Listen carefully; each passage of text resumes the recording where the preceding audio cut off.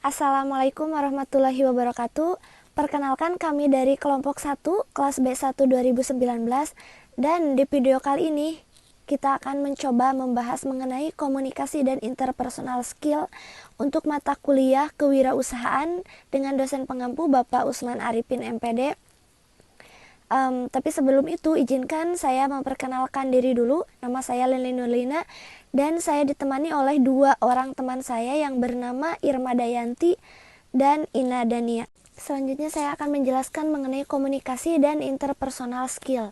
Seorang wirausaha sangat memerlukan kemampuan komunikasi karena komunikasi merupakan dasar bagi seorang wirausaha untuk menyampaikan pesan, mendekati pelanggan, memimpin karyawan, dan bahkan untuk memotivasi seseorang. Seorang wirausaha sekalipun memiliki produk unggulan, konsep layanan prima, dan bahkan gagasan-gagasan kreatif, tetapi jika tidak dikomunikasikan kepada orang lain dengan baik, maka hal tersebut menjadi kurang efektif dan bahkan tidak berguna. Menurut Lick pada tahun 2011, komunikasi menjadi salah satu elemen terpenting dalam menjalankan kewirausahaan. Hal tersebut dikarenakan seorang wirausahawan adalah seorang leader dan seorang leader mutlak harus mampu mendirect bawahannya untuk mencapai sebuah tujuan, baik tujuan perusahaan ataupun tujuan organisasi tersebut. Pengertian komunikasi, kata atau istilah komunikasi berasal dari bahasa Inggris communication. Secara etimologis atau menurut asal kata dari bahasa Latin communicats, dan perkataan ini bersumber pada kata komunis.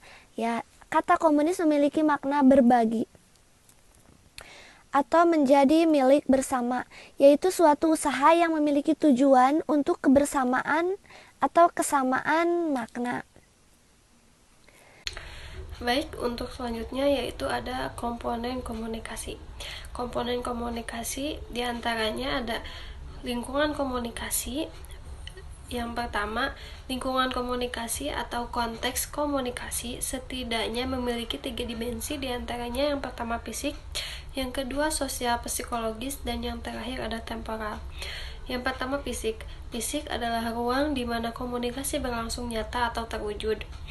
Yang kedua sosial psikologis adalah misalnya tata hubungan antara status di antara pihak yang terlibat, peran yang dijalankan orang, dan aturan budaya masyarakat di mana orang-orang berkomunikasi.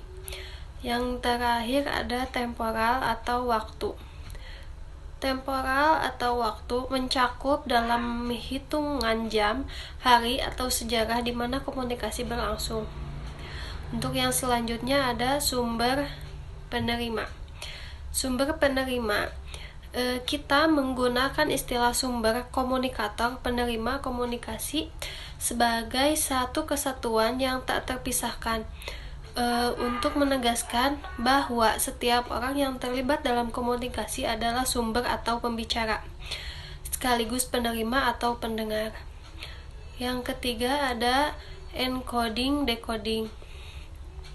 Dalam ilmu komunikasi, kita menamai tindakan menghasilkan pesan, misalnya berbicara, menulis, sebagai encoding atau penyandian.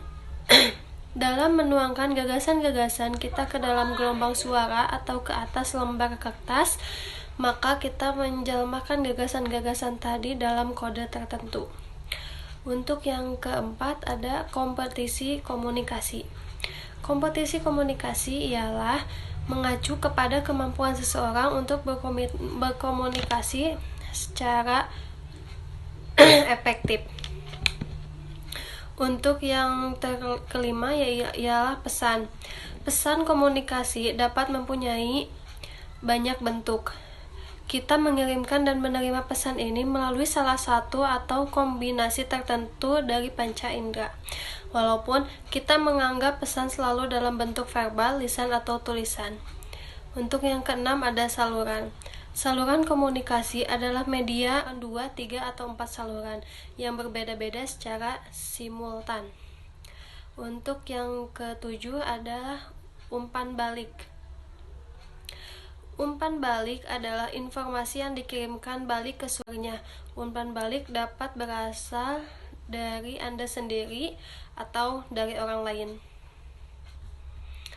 Untuk selanjutnya ada gangguan. Gangguan atau noise adalah gangguan dalam komunikasi yang mendistorsi pesan. Gangguan menghalangi menerima dalam menerima pesan dan sumber dalam mengirimkan pesan. Gangguan dapat dikatakan ada dalam suatu sistem komunikasi. Untuk yang selanjutnya ialah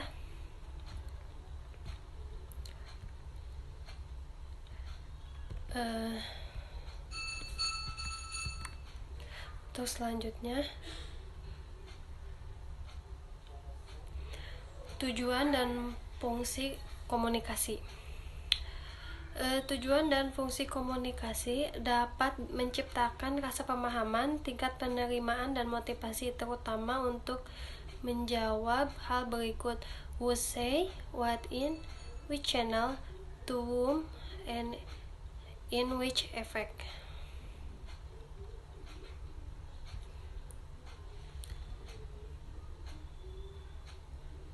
Untuk selanjutnya dapat disampaikan oleh teman saya, yaitu Ina Dania.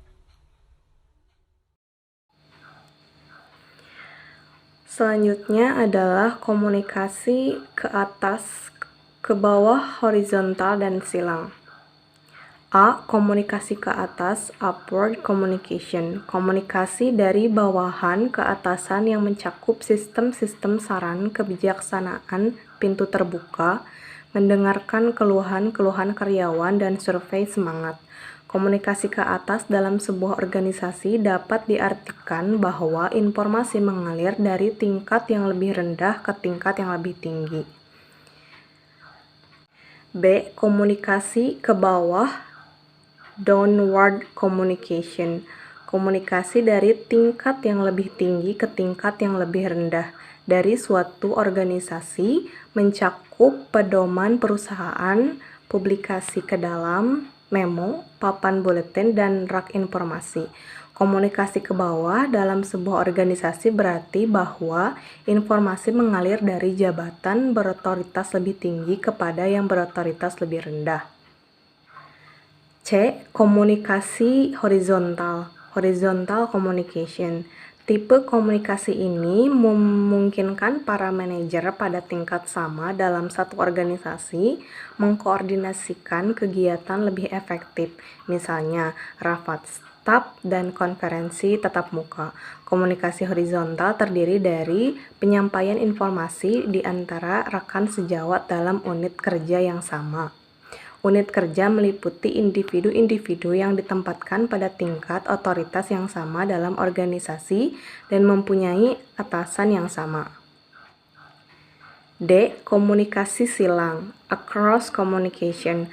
Komunikasi ini merupakan penyampaian informasi rekan sejawat yang melewati batas-batas fungsional dengan individu yang tidak menduduki posisi atasan ataupun bawahannya. Mereka melintasi jalur fungsional dan berkomunikasi dengan orang-orang yang diawasi dan yang mengawasi, tetapi bukan atasan ataupun bawahannya. Mereka tidak melewati otoritas lini untuk menggerakkan orang-orang yang berkomunikasi dengannya dan terutama harus mempromosikan gagasan-gagasannya. Namun memiliki mobilitas tinggi dalam organisasi, dapat mengunjungi bagian lain atau meninggalkan kantornya hanya untuk terlibat dalam komunikasi informal. Selanjutnya, 5 kaidah komunikasi efektif atau the 5 inevitable laws of effective communication. Dirangkum dalam satu kata yang mencerminkan esensi dari komunikasi itu sendiri, yaitu reach, respect, empathy, audible, clarity, dan humble, yang berarti merengkuh atau meraih. Kita akan langsung ke penjelasan dari respect.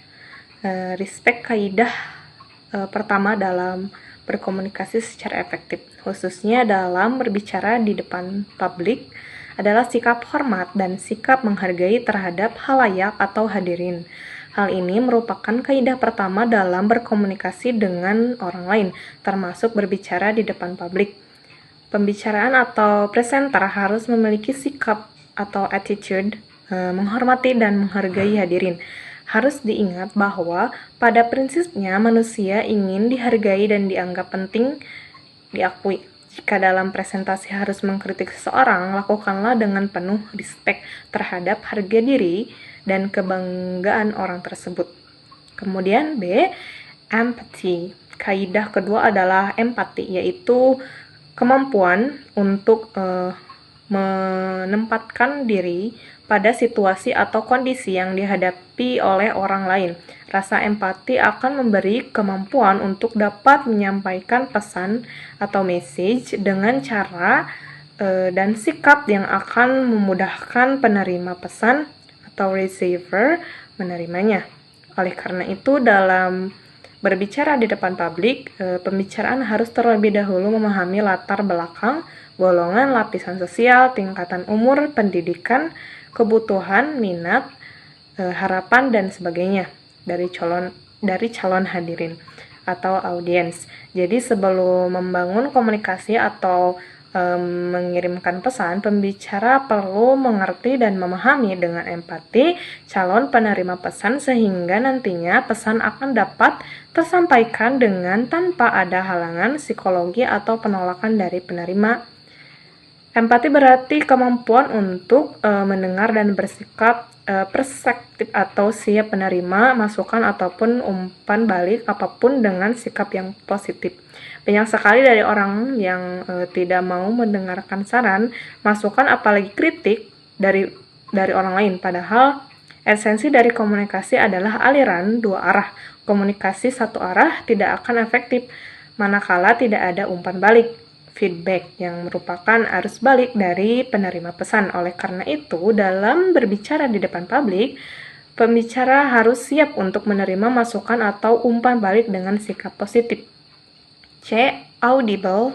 Kaidah ketiga adalah audible, yaitu dapat didengarkan atau dimengerti dengan baik. Audible dalam hal ini berarti pesan yang disampaikan dapat diterima oleh penerima pesan. Kaidah ini mengatakan bahwa pesan harus disampaikan melalui medium atau delivery channel.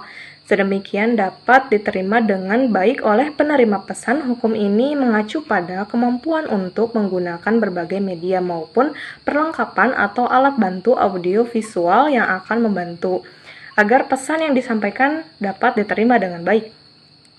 D. Clarity. Kaidah keempat adalah kejelasan dari pesan yang disampaikan. Clarity.